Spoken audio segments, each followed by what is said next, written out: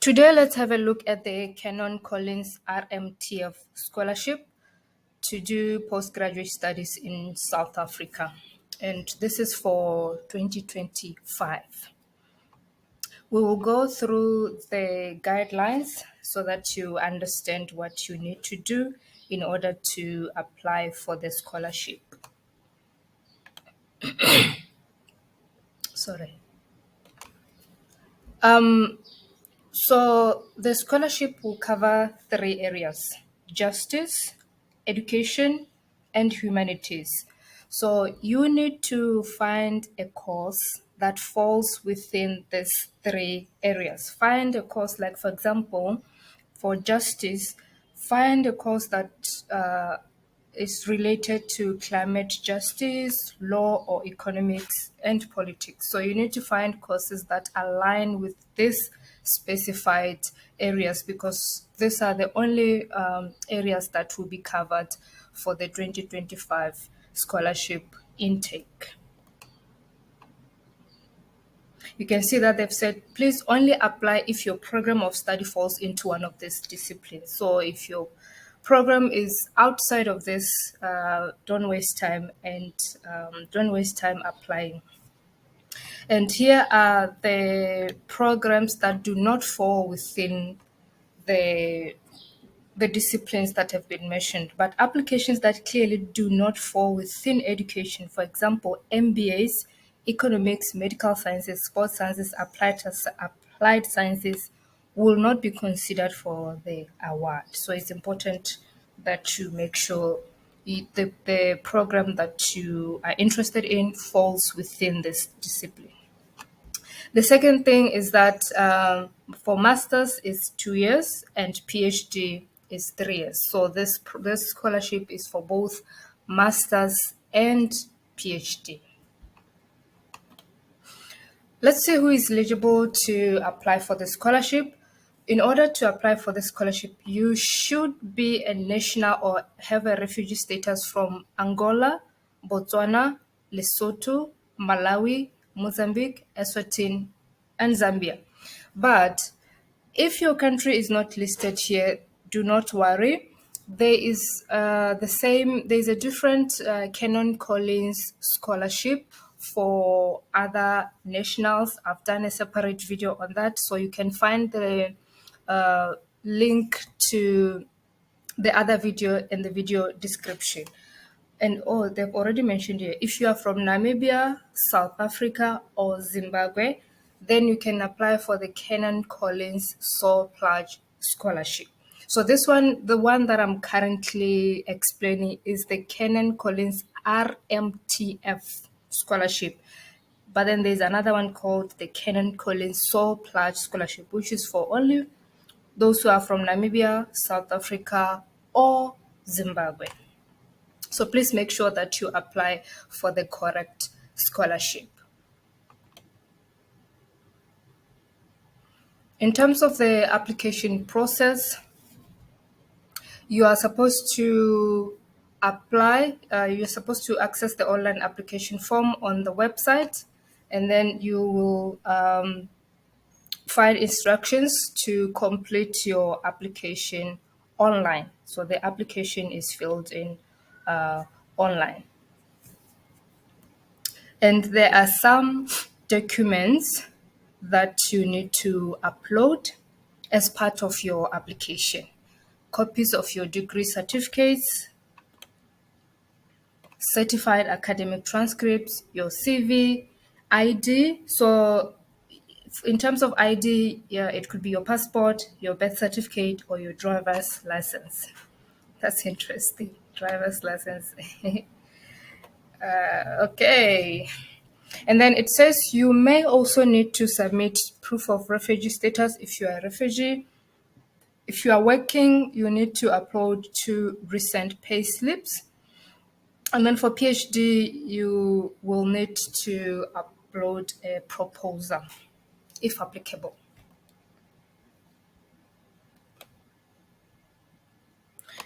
So when you are filling in the online application form, please complete all the sections. attach all the necessary documents, the documents that have already been specified for you. Submit your application before the deadline. And then pay attention to grammar and presentation because somebody else is going to read your application. Do not repeat answers. Do not give the same answers over and over again. Try to vary your answers so that your application doesn't become monotonous. Write in capital letters. You can see that this is highlighted in bold. It means you have to follow this. Write in capital letters. Please remember that. And then there's no need for you to attach unnecessary documents. And then if your application is not complete, unfortunately, it not be considered. I don't know. I've never understood why some people submit incomplete application. If you are that lazy, why do you bother submitting your application? For references, we do not ask you to attach references to your application form. There is no need for you to attach your references at this stage when you are applying. However, if you are shortlisted, then they will ask for 2 references as well as a supporting statement from your supervisor. If you are applying for PhD study, you will need to be able to provide this quickly. So if you're applying for PhD, it will be important for you to identify a supervisor and then be ready with a supporting statement so that when you are selected for the scholarship, then you can submit this as quickly as possible. You can see that they have also highlighted that you need to be able to provide this quickly. So you need to have this ready, but you are not required to attach them to your application form at this stage. Ideally, 1 reference should be from your current or most recent academic supervisor and 1 reference from an employer. So make sure that you get an academic and a professional reference. If you have never been employed, we will accept a reference from voluntary work or 2 academic references. You should ask your referees to write a reference that relates to your suitability for the scholarship. I guess it's straightforward. So for the course, the program that you are interested in, you must apply to the universities you wish to study at for a place on your chosen course. If you are offered a Rmtf scholarship but fail to get a place in the course, we'll withdraw the offer. So you have to apply to the university. You have to find a university, find a course that is related to the disciplines that we have already discussed, and apply for admission. I would advise you to maybe apply to more than 1 university, maybe 3 to 5, so that you can stand a better chance of getting an admission. Because if you are selected for the scholarship and you do not have an admission, unfortunately, they're going to withdraw that offer. So there is no set number for the scholarship. It will depend on available funding and suitable applicants. So, but remember that the scholarship is highly competitive. So this is like an open scholarship. So this should motivate you to apply and be one of the selected applicants. The selection criteria.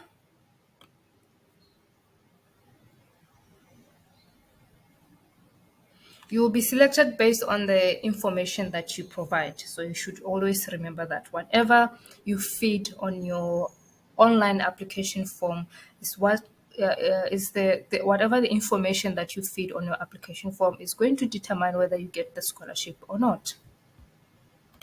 So they will look at your academic record. There's a minimum of an upper second class merit, undergraduate or honors degree, and good references, actually excellent references. And then they will look at your future impact. You need to articulate how the scholarship and your studies will enable you to contribute to either improving the quality of education or access to education in Southern Africa. So I guess This is one of the essays that you are going to be required to address in your online application. So you need to prepare this before you start your application. That's my advice, my own opinion. It's not what the scholarship is saying, but it's always best to sit down, reflect, and then write an impactful scholarship essay so that you don't rush through the essay when you are applying online. In terms of work experience, they are going to favor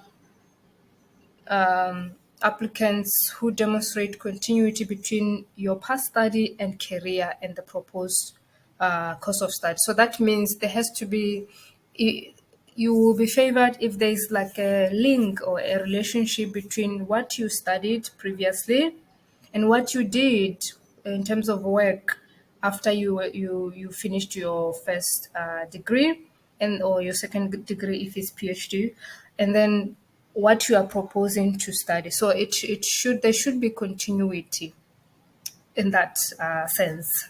Like, for example, if you did educational policy at undergraduate level, and then you worked in educational policy sector or organization, and then now you are looking into, I don't know, advanced educational policy, it's just an example. There has to be continuity in your studies and your career. They're also going to look at leadership competencies. How competent are you in your leadership? So you'll be asked to demonstrate how you have developed your leadership skills in the workplace, academia, or in your personal life. So priority will be given to those who can describe occasions in which you have used your skills to formulate a shared vision or strategy, build strategic relationships and networks, support peers and mentors, and deliver results. I know a lot of applicants are intimidated by this question or by a question that relates to leadership because most feel they do not have adequate leadership experience. Don't panic. Just sit, like I said, and reflect and think of instances where you were in a leadership role. It doesn't necessarily mean that you were like the managing director, the CEO, but there are some instances where you were assigned projects or assigned tasks to do. So you need to be able to find a way to turn that into leadership and apply it to this particular instance or to this particular question that is being asked by the scholarship. So remember earlier, there's where you need to write about the impact that your proposed course will make and future plans. So please align them with the trustees' priorities. Go to their official website. I've put the link to the scholarship in the video description. Go there and see what their priorities are and try to align your proposed course and future plans to their priorities. And then deadlines. The application opened on the 10th of June. The deadline is the 22nd of July. You have enough time to prepare your application and send it before time.